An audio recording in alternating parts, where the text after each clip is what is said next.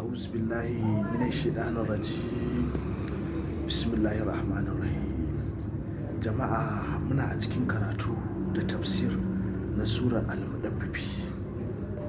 Jiya mun tsaya akan aya ta 23 ne. Yau da ikon Allah za mu dora akan aya ta 24.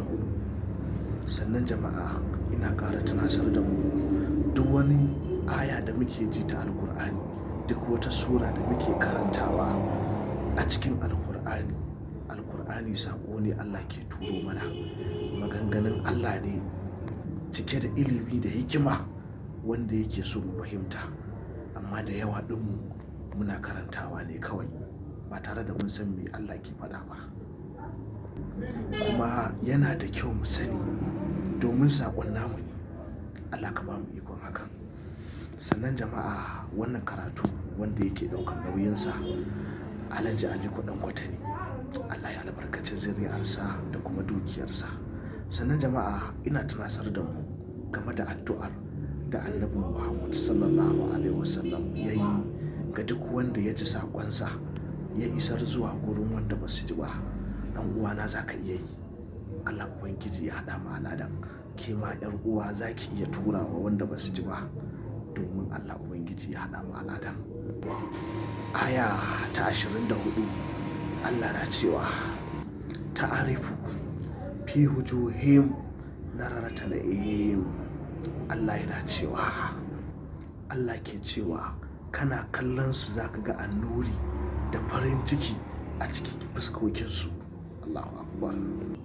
Tafsir din wannan aya ta 24 shine kamar haka: fuskokinsu mutanen aljanna za su kasance da farin ciki da kuma haske da walwala a tare da su saboda ni'imar da Allah ya ba su ta aljanna.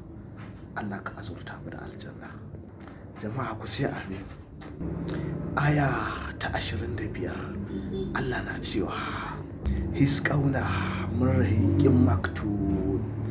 Allah yana cewa za a shayar da su abin sha mai daɗi wanda aka rufe.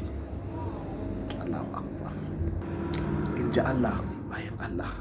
Tafsir ɗin wannan aya ta 25 shine kamar haka: za a ba su abin sha mai daɗi da tsarki wanda babu cuta ko cutarwa a cikinsa. Allahu akbar. Aya ta 26 Allah na cewa kitabun misin wa fi zalika falyatana fasalu tanafisin. Allah yana cewa, Allah na cewa abin shan 'yan aljanna ƙarshensa ƙamshin almiski ne ke tashi.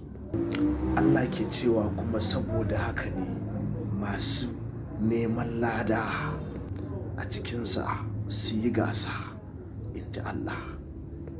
Tafsir ɗin wannan aya ta 26 shine kamar haka: Allah yana ƙarfafa muminai ne da su yi gasa akan ayyukan alkhairi. Allahu akbar. Kun ji fa bayan Allah, ba a yin gasa akan komai sai akan aikin alkhairi domin samun babbar ni'ima ta aljanna. Allahu akbar. Aya ta 27 Allah na cewa wa mizajun min taslim. Allah na cewa kuma gaurayen abin shan 'yan aljanna daga taslim ne, inji Allah.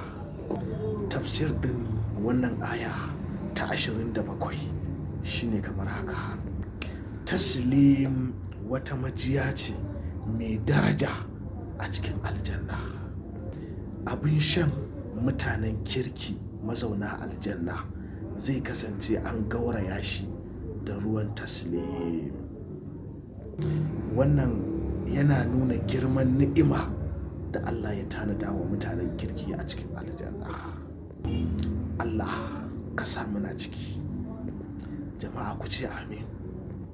Aya ta 28 Allah na cewa ainan ya sharabu ya halmu karrabu. Allah yana cewa wata majiya ce a cikin aljanna da makusanta Allah suke shan ruwanta. Allahu akbar. Tafsir ɗin wannan aya ta 18 shine kamar haka. Tasnim wata majiya